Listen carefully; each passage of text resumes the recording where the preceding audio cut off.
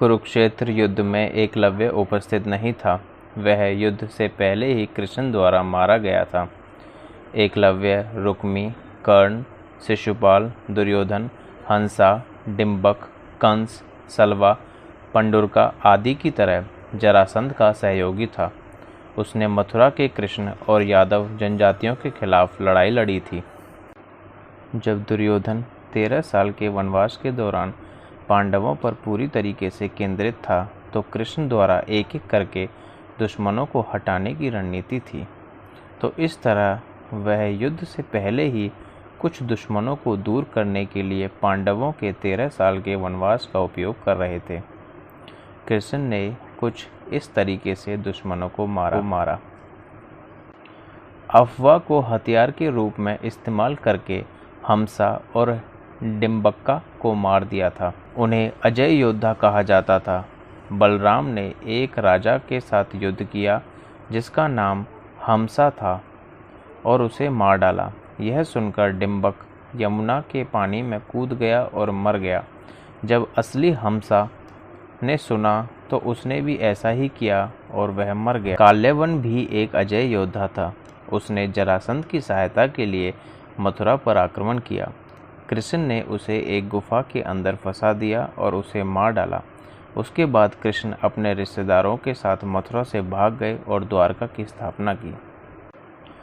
कृष्ण ने रुक्मी की बहन रुक्मणी का अपहरण किया और उससे विवाह किया। रुक्मी जरासंध की सहयोगी था और जरासंध की सलाह पर रुक्मणी का हाथ शिशुपाल को देने की योजना बना रहा था। कृष्ण ने उस प्रयास को विफल कर दिया। रुक्मणी के अपहरण के दौरान कृष्ण ने रुक्मी को भी हरा दिया था। भले ही रुक्मी ने जरासंध का समर्थन करना जारी रखा, लेकिन कृष्ण से लड़ने का उनका मानसिक संकल्प इस तथ्य से कमज़ोर हो गया था कि कृष्ण का विवाह उसकी बहन से हुआ था।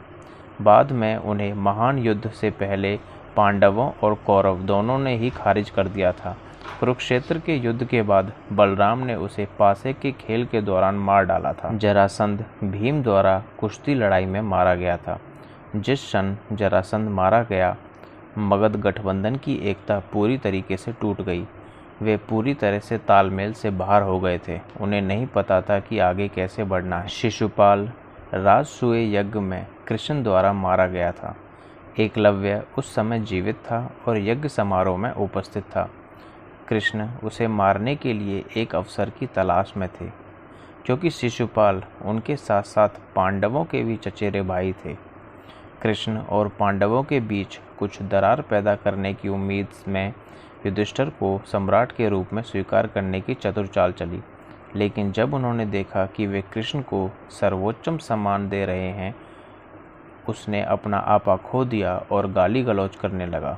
और फिर कृष्ण ने उसे मारने का अवसर मिल गया और शिशुपाल को भी मार डाला। सलवा ने कृष्ण पर हमला किया क्योंकि उसे शिशुपाल की हत्या का बदला लेना था, जिससे उन्होंने द्वारका पर आक्रमण किया। एक लंबी लड़ाई के बाद उसे कृष्ण ने मार डाला। यह तब की बात है जब कौरव और पांडव पासे का खेल खेल रहे थे। इस हमले के कारण ही कृष्ण वहां पर मौजूद नहीं थे। अब पोंडाक ने कृष्ण को चुनौती दी। वह जरासंध, शिशुपाल और साल्वा की हत्या का बदला लेने के लिए, क्योंकि वह उनका दोस्त था। उन्होंने कृष्ण को कैसे चुनौती दी, इस पर कई संस्करण उपलब्ध हैं। कृष्ण और पोंडाक ने द्वारका से थोड़ी दूर कहीं युद्ध लड़ा और एकलव्य ने उसी समय द्वारका पर हमला किया और सात्यकी के नेतृत्व में यादव सैनिकों के खिलाफ लड़े। कृष्ण ने पहले पोंडक का वध किया और फिर उन्होंने वापस आकर एकलव्य पर हमला किया। इस युद्ध में कृष्ण द्वारा एकलव्य का वध किया गया था।